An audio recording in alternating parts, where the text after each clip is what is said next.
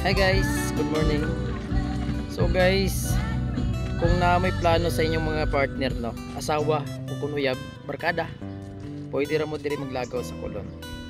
So nakagasto mi diri kaniya guys, 300 plus, siguro mga 500 budget ninyo, goods na kayo.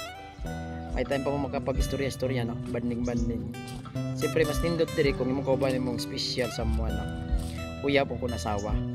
Kaya diri mo guys, tungod sa ka fresh sa palibot, makashare mo mga experience no, mga experience niya kada isa. At siyempre maka-open to mo mga katong wala ninyo na istoryahan sa mag-uban mo kay aton manggod amin no sa dili guys. Kita karon manggod karon nga generation, grabe ta maka cellphone no. So kung magkuyog ta sa atong mga pamilya murag wala tay time makig-istorya-istorya bitaw. Kay tungod nag-focus na sa kanya-kanya nga mga cellphone. Pero diri guys kay tungod walay signal, hinang signal. So makabanding gud mo, maka-time gud mo mag-istorya-istorya. So very nice kayo nga place guys, Colon. So namoy duwa ka pilihan guys, Colon Cafe and of course Colon Diner no, Colon Diner.